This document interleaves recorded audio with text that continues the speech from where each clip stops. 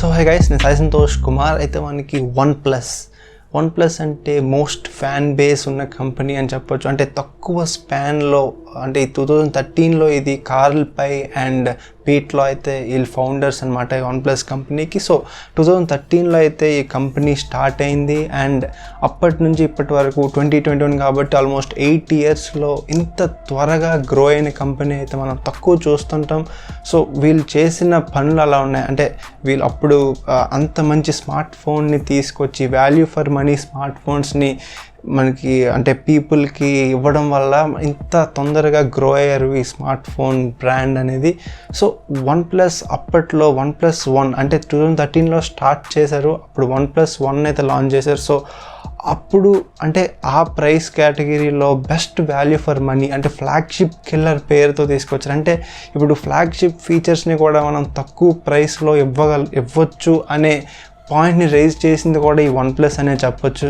Flagship killer అనే టైటిల్ని వీళ్ళు apt అంటే ఓన్లీ వన్ ప్లస్కే అది యాప్ టైటిల్ అనేటట్టు చేసుకున్నారు వీళ్ళు. ఎందుకంటే OnePlus 1 and OnePlus 3T and 5, 6 so ఇవన్నీ చాలా ఎక్సలెంట్ స్మార్ట్ ఫోన్స్ అనమాట. అంటే price to like value for money smart phones అంటే ఎక్సలెంట్ స్మార్ట్ ఫోన్స్ అని చెప్పొచ్చు. సో మన ఇండియన్ మార్కెట్లో కూడా ఎంత త్వరగా హైప్ రావడానికి కారణం కూడా అదే, ఈ వాల్యూ ఫర్ మనీ స్మార్ట్ ఫోన్స్ని తీసుకురావడం and best performance and best like ఓవరాల్గా బెస్ట్ ఇచ్చారు వీళ్ళు లాంచ్ చేసిన ప్రతి స్మార్ట్ ఫోన్లో. అండ్ ఇక్కడ మెయిన్ థింగ్ ఏంటంటే వీళ్ళు లైక్ ఫస్ట్లో అంటే స్టార్టింగ్ నుంచి వీళ్ళు చేసేది ఏంటంటే మనకి అంటే యూజర్స్ని డైరెక్ట్ కాంటాక్ట్ లాగా, అంటే యూజర్స్ ఏం అడిగితే అదే చేయడం, అంటే వాళ్ళు నెక్స్ట్ లైక్ ఫ్యూచర్ డివైజెస్లో యూజర్స్ అడిగిన వాటిని ఇంప్లిమెంట్ చేయడం, ఇలాంటివన్నీ చేసి మంచి ఫ్యాన్ బేస్ని తీసుకొచ్చారు. అండ్ నెవర్ సెటిల్ అనే ట్యాగ్ లైన్ వీళ్ళకి ఉంటుంది. సో అవన్నీ లైక్ ఇలాంటివన్నీ మంచి హైప్ క్రియేట్ చేయడానికి చాలా యూజ్ అయ్యాయి. కానీ ఇప్పుడు ఓల్డ్ వన్ ప్లస్కి న్యూ వన్ ప్లస్కి చాలా తేడా అయితే ఉంది. అంటే ఇనీషియల్ స్టేజెస్లో ఉన్న వన్ ప్లస్ ఇప్పుడు వన్ ప్లస్ ఒక్కటైతే కాదని నా ఫీలింగ్. అండ్ లైక్ ఇది మనకి రీసెంట్ లాంచెస్ అండ్ రీసెంట్ డివైజెస్లో మనకు తెలుస్తుంది ఈ వన్ ప్లస్ అంటే old one plus new one plus రెండు డిఫరెంట్ సెక్షన్స్ లాగా విడిపోయాయి. సో మనకి రీసెంట్గా కార్ల్ పై అంటే one of the founder of one plus అయితే అక్టోబర్ 2020లో వన్ ప్లస్ వదిలేసి అయితే వెళ్ళిపోయారు.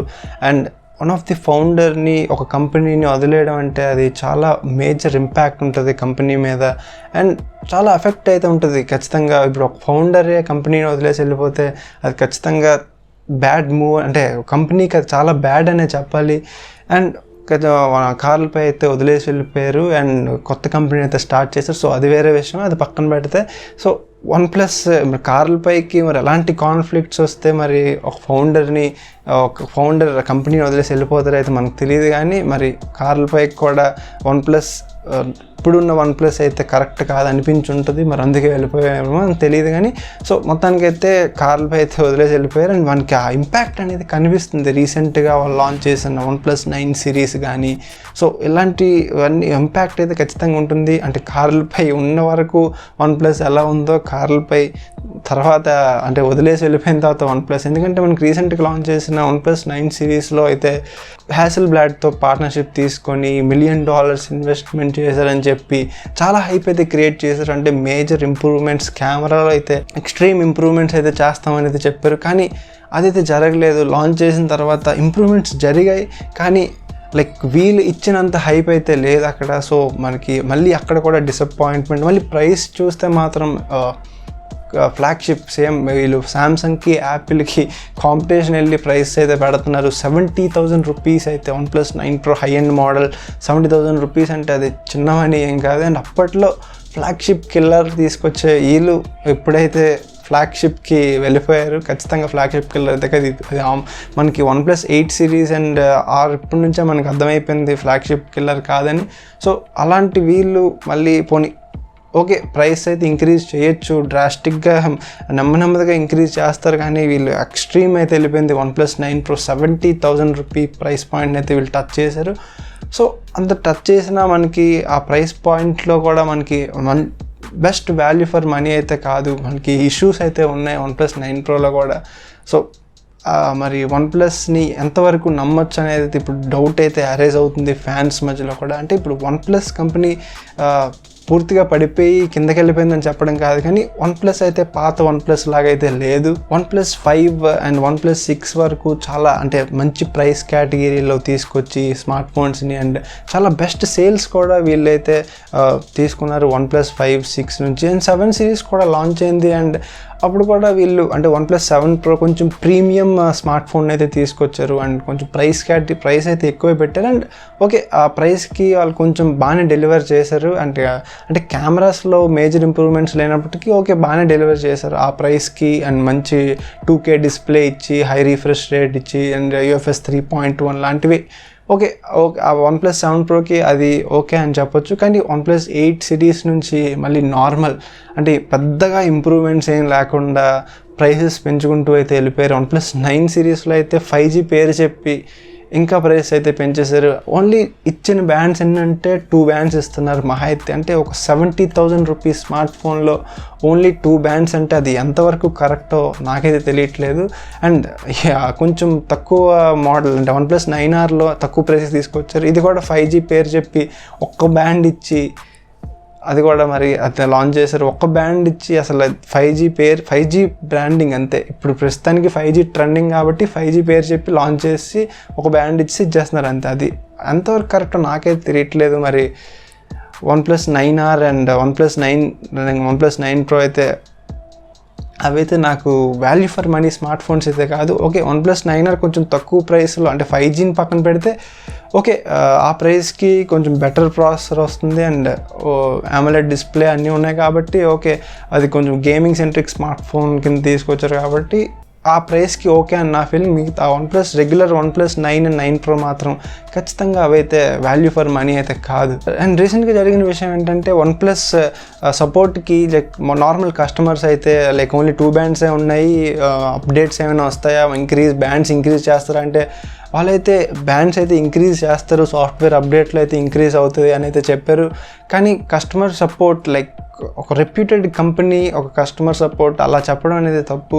అండ్ మళ్ళీ 1.5 మంత్ తర్వాత మళ్ళీ OnePlus అయితే కన్ఫర్మ్ చేసింది లైక్ ఇప్పుడు ఎన్ని బ్యాండ్స్ ఉన్నాయో అన్ని బ్యాండ్సే ఫైనల్ అనేది చెప్పింది. అండ్ ఓన్లీ 2 బ్యాండ్స్ అయితే ఉంటాయి.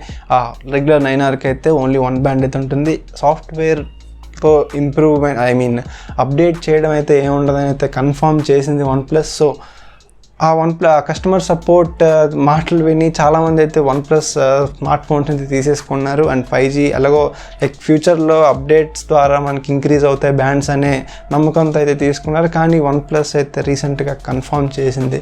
సో ఇలాంటి పనులన్నీ చేస్తే ఒక రెప్యూటెడ్ అండ్ ఒక ట్రస్టెడ్ కంపెనీ ఇంత తక్కువ ఇయర్స్లో ఒక గ్రో అయిన కంపెనీ ఇలాంటివి చేసినప్పుడే కొంచెం కిందకి వెళ్ళడం అయితే స్టార్ట్ అవుతుంది. సో OnePlus ఇలాంటివి మరి చేయడం ఎంతవరకు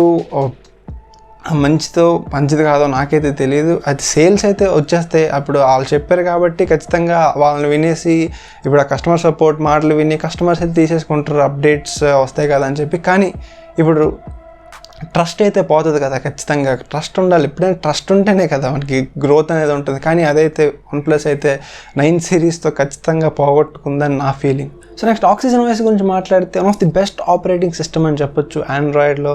ఎందుకంటే యాడ్స్ ఉండవు, బ్లోట్వేర్ ఉండదు, UI స్మూత్ ఉంటుంది అండ్ మనకి చాలా బెస్ట్ యూజర్ ఎక్స్పీరియన్స్ అయితే మనకి Oxygen OS నుంచి వస్తుంది. సో ఇది చాలా మేజర్ స్ట్రెంగ్త్ అయితే అవుతుంది OnePlusకి. సో ఈ Oxygen OS చాలా ఇంప్రూవ్మెంట్స్ అయితే చేస్తున్నారు. అండ్ కానీ OnePlus 7 సిరీస్లో Oxygen OS 11 and Android 11 update వచ్చిన తర్వాత చాలా ఇష్యూస్ అయితే వచ్చాయి. అండ్ యూజర్స్ కూడా చాలా కంప్లైంట్స్ అయితే రైజ్ చేశారు, హీటింగ్ ఇష్యూస్ కానీ పర్ఫార్మెన్స్ ఇష్యూస్ కానీ. సో ఇలాంటి అంటే ల్యాగ్స్ అండ్ స్టటర్స్ అవ్వడం కానీ ఇలాంటి ఇష్యూస్ అయితే యూజర్స్ అయితే నోటీస్ చేశారు. సో ఒక అప్డేట్ వచ్చిన తర్వాత పర్ఫార్మెన్స్లో తగ్గడం అనేది ఇది చాలా బ్యాడ్ అనే చెప్పాలి. ఎందుకంటే అప్డేట్ అంటే లైక్ అప్పుడున్న ఫోన్ కంటే మనకి బెటర్ ఇంప్రూవ్మెంట్స్ అయితే వస్తాయని అయితే యూజర్ అయితే అనుకుంటారు. కానీ అప్డేట్ వచ్చిన తర్వాత ఇష్యూస్ నోటీస్ చేస్తే ఒక యూజర్కి చాలా చిరాగ్గా ఉంటుంది, వాడడానికి కూడా చిరాగ్గా ఉంటుంది. కానీ అదైతే OnePlus 7 సిరీస్లో జరిగింది. కానీ ఇలాంటివి ఇష్యూస్ అన్నీ OnePlus ఒక రెప్యూటెడ్ కంపెనీ, ట్రస్టెడ్ కంపెనీ చేస్తే మరి చాలా బ్యాడ్ మూవ్ అనే నా ఫీలింగ్. సో వచ్చే ఫ్యూచర్ డివైజెస్లో ఇవన్నీ ఇంప్రూవ్మెంట్స్ చేసి రెగ్యులర్ OnePlus అంటే పాత OnePlusలా ట్రస్టెడ్ కంపెనీలా మళ్ళీ ఉంటుందని అయితే మనం ఆశిద్దాం. సో మనకి OnePlus కంపెనీ అంటే ఏదో మనకి OnePlus కంపెనీ గురించి బ్యాడ్గా చెప్పాలనేది కాదు, అంటే ఇప్పుడున్న వస్తున్న ప్రాబ్లమ్స్ అండ్ ఇష్యూస్ని అడ్రస్ చేయడానికి అయితే ఈ వీడియోని అయితే చేసాం.